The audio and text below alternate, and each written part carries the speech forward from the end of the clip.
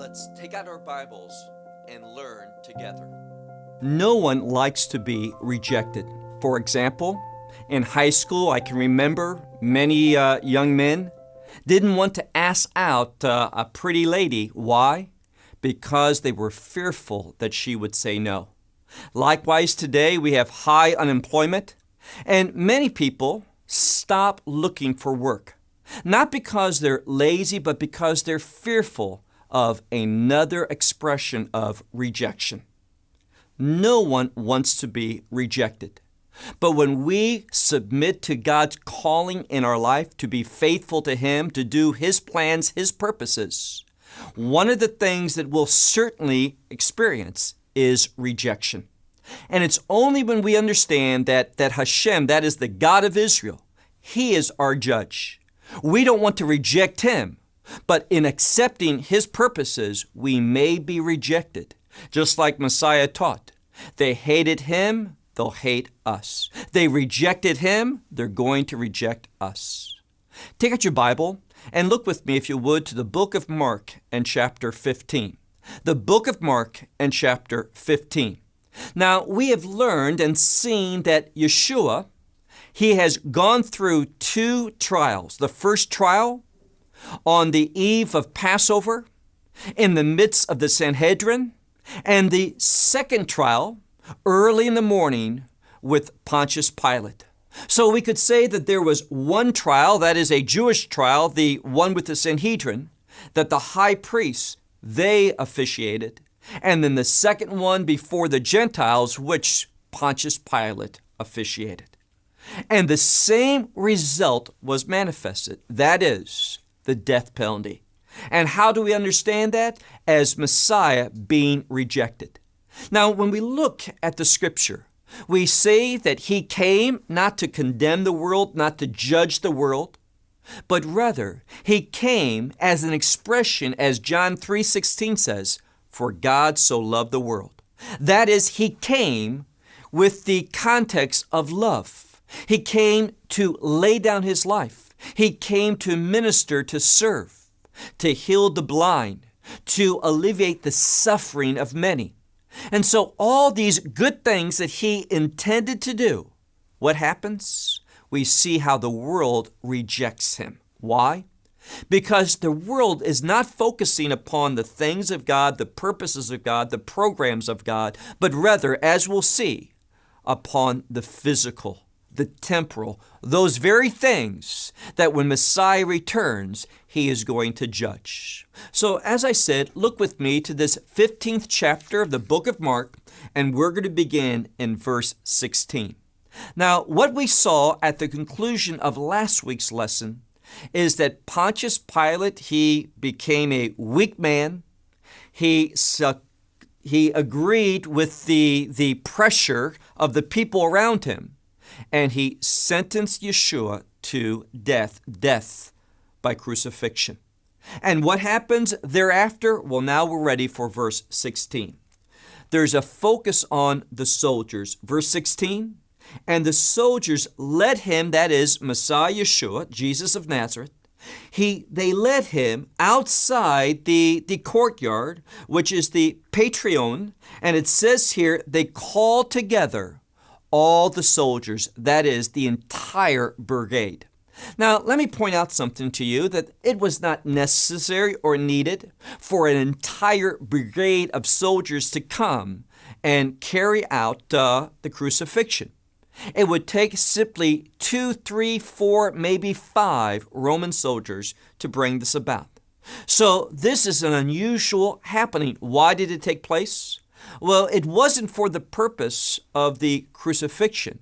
It was for another purpose. And that is simply to show the contempt that the world has for Messiah Yeshua, that He was totally rejected. And we see something parallel here. Now, I emphasized a few weeks ago, at the end of the Sanhedrin trial, we see that the Sanhedrin said, Ben Mavidhu, that is, he is worthy of the death sentence. And what happens?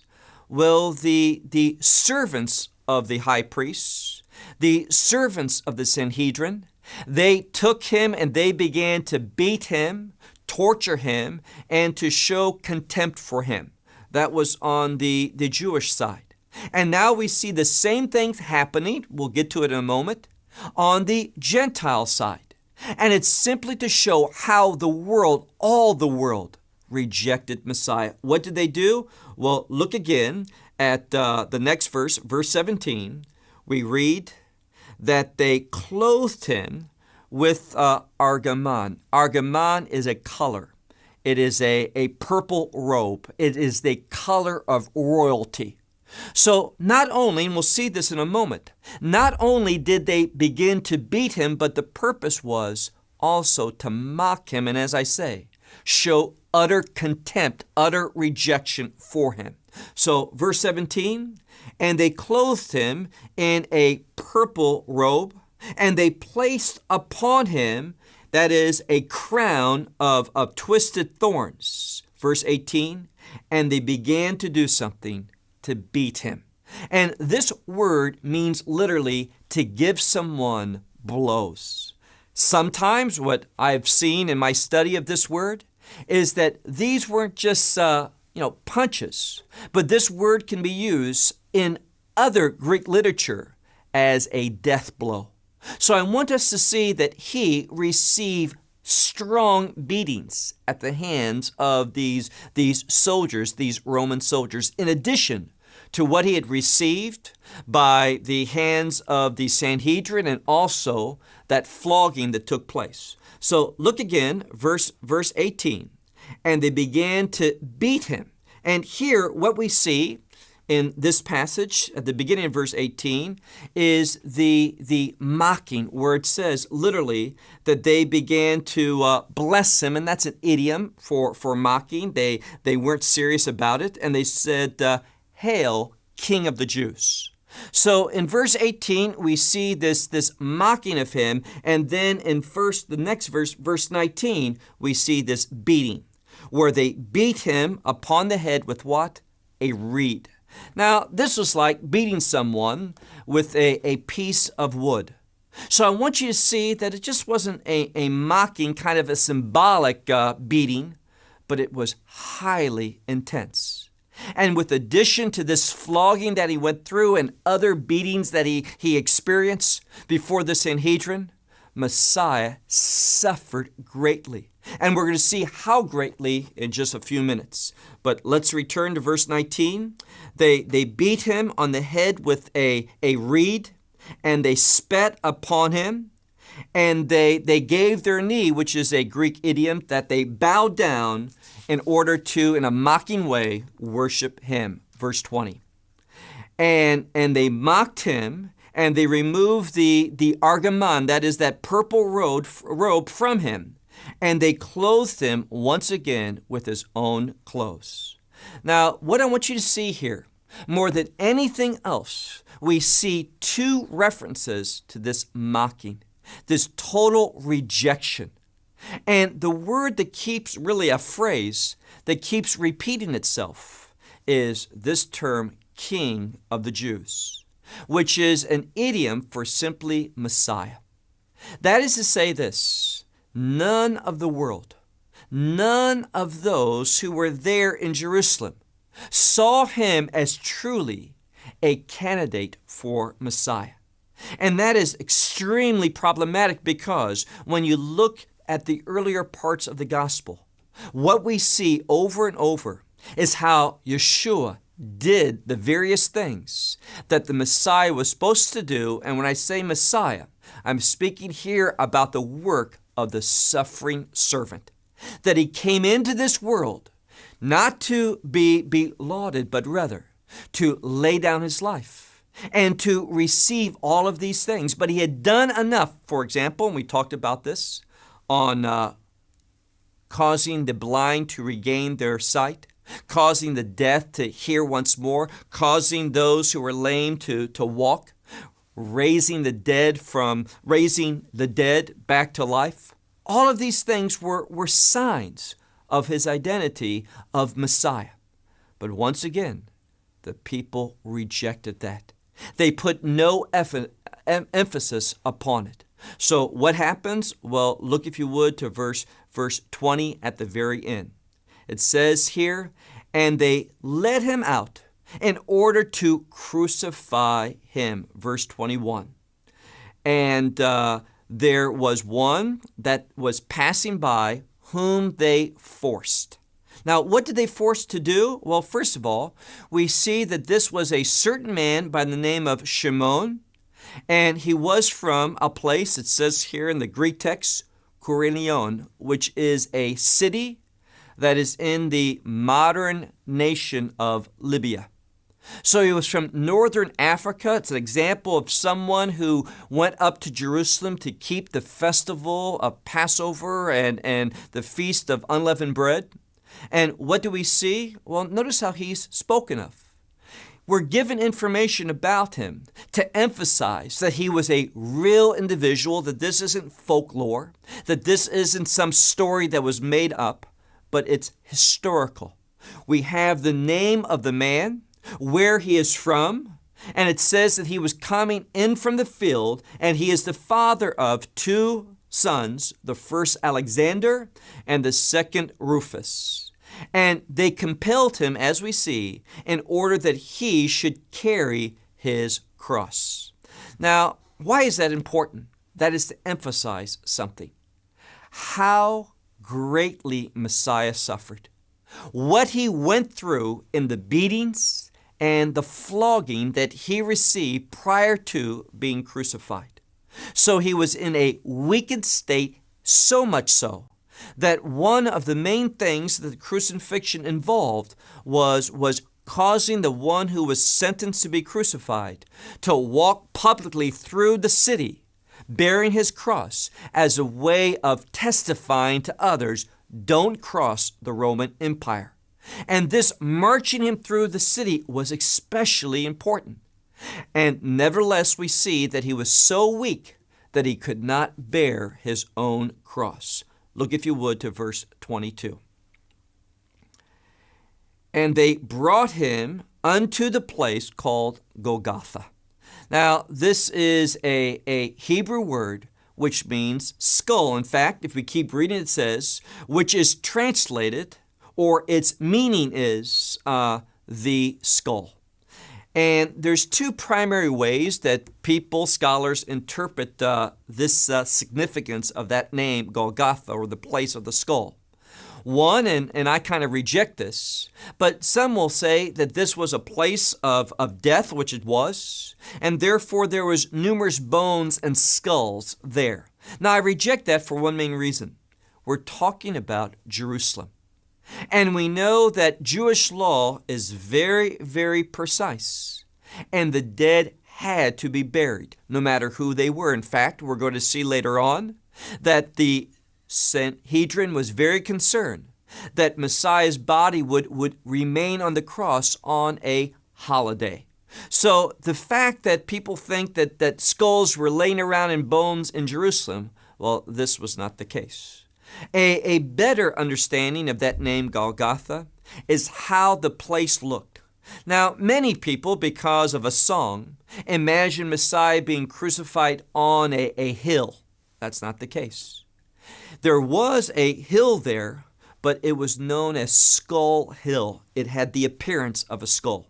You can go there to this day and see the effects of that appearance and why it was named Skull Hill. But he was crucified down below, and what's interesting to note is that today that location is a location of a bus terminal in East Jerusalem. And what's important about that is we know that the Romans had a habit of crucifying people on major passageways or crossroads, intersections, because they wanted it to be done in a very public manner. So it all fits together. So Messiah, he would have been crucified at this intersection, which today is a bus terminal in East Jerusalem. Well, let's move on to verse 23. And they gave him something. They gave to him a wine which was mixed with something bitter. Now, that's important, and we need to pay close attention to this, because this being given a drink, some people miss out on the significance. And let me tell you who I'm speaking about. I'm speaking about an individual, a rabbi by the name of Tovia Singer. He points out that there's inconsistencies in the New Testament, and he uses this verse as proof, because he says here, it says that Messiah, and we'll come to this in a moment, that he would not drink. But in another place, it says that they gave him and he drank, so inconsistency. That means that the Bible should be thrown out because it's not reliable. But what Tovia Singer does not tell you is that we're talking about two separate incidents, not the same one. There's no contradiction whatsoever. What I mean is this: before he was crucified, there was a tradition to give the person a drink that was mixed, and it was a type of sedative to kind of knock him out. Why? They did three things. Why? They drove one nail into his hand, whether it was in the palm or here, is not important. There's evidence that it was here in some, that is by the wrists, and there's evidence that it was in the palm. And when it was in the palm, they would bind the arm to the wood with rope. Now, they did something else. They did that the first hand and the other hand, and then they took both ankles and they put them together, and they had a long, what's called a mismer, a long kind of stake or a nail, and they drove it through the ankles, just above the ankles, with one long nail. Now, this was painful. They had to do it precisely, and they did not want the person fighting and struggling, and made it harder. So they would give this drink, and they would tell, this will knock you out. It will ease the pain of this being nailed to the tree. And that's how it was done. But Messiah, he refused this drink. That's what it tells us. But later on, when he was on the cross, as we'll come to, he says, I thirst, and he drank, but that's for another reason. We'll look at that later on. But in Mark's gospel, we see here, look again at our verse 23. And they gave to him a type of wine that had a mixture in it. And it says that he would not receive it. Verse 24. And they crucified him, and they did something. They divided his garments, casting lot for what each would receive, what each would take up. Now, that's important because we're going to see that in this account, there is some prophecy from Psalm 22. And what that tells us here is it speaks, Psalm 22, about one who was rejected. We all know the scripture, why have you forsaken me, O God? This rejection. And what we learn here is that this prophecy about dividing his garments, well, it was written by David some 1,000 years approximately, a little bit less, before the actual occurrence. And we see not only did he write this, but other things that he wrote in this psalm, so that when we see the fulfillment of it, we can look at the context of the psalm and understand the significance of what took place on this Passover day when Messiah laid down his life. So look again, verse 24, and they crucified him, and they divided his garments by casting lots. Now, that says something. It is not only an element of prophecy, but it reveals a great deal about the mindset of the people. Instead of thinking about the suffering of this individual, instead of having any compassion, any concern, what was their mindset on? Profit. How to profit from some other's misfortune, some other's misery and suffering. And if we're not careful, we'll do the same thing. We will exploit situations, the sufferings of others for our benefit. We won't deal with mercy and kindness and acts of good deeds, but we'll think about and look at every situation with how we can benefit from it. And that's what the world was in. Darkness, looking only for how they might have some short-term gain. Verse 25. It says, and the hour in which he was crucified, that is, they crucified him, was the third hour. Now, we need to pay attention to this. Now, if you have a Bible that is not literal, perhaps it will interpret it for you and point out that the third hour, according to the timing back then, is our 9 o'clock in the morning. That's true. But it's not good, it's not appropriate that we translate it as the 9th hour. Why? Because numbers have significance. And if we read the 9th hour, we apply something incorrect to what we're doing. The third, that means the number 3 in Hebrew numerology, has to do with revealing something. And we see that he was crucified at the third hour to reveal what? Well, what we already talked about. That is the love that God has for you and me, for humanity, in sending his Son to die such a atrocious, barbaric death in order that the payment of sin might be met. That we might be what? Well, what day is this happening on? Passover. We learn 2 things concerning Passover. That Passover is related to redemption and death. What we talked about is the fact that there is no redemption, that eternal redemption, without death.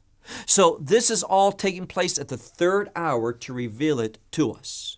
Well, let's move on to verse 26.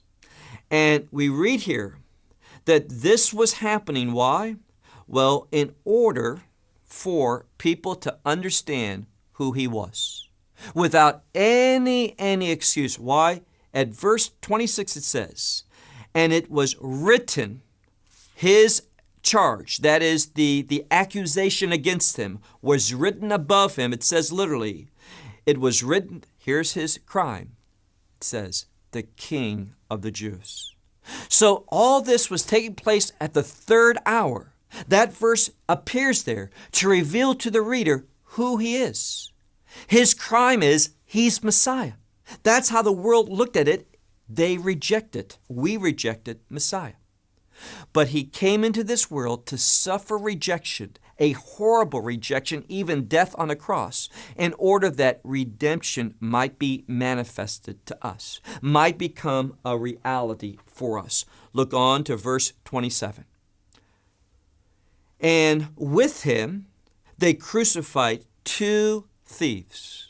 Now, these 2 thieves, and it's interesting that word appears here, thieves, because it literally means one who steals.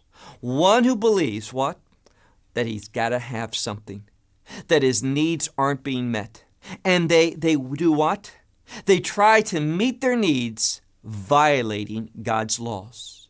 And that tells us a lot. It tells us, remember, 2, what's 2? 2 divergent opinions. That is, there's God's truth and there's our thoughts. And the problem is our thoughts. We think that there's a benefit those people stole. Why? Because they thought they were going to get their needs met through violating God's laws. The truth of the matter is, we only find God's sustenance, His sustenance in our life when we submit to His Word, when we apply His truth to our life. So we read here, and there was crucified with him 2 thieves, one on his right and one on his left, verse 29. And those who were passing by. Now, notice what we see. Throughout this, we see the mocking of the people towards Messiah. This great act of love that Messiah did, God sending His Son into this world to die an atrocious death, was mocked by the world. Verse 29. And those who were passing by, they blasphemed him.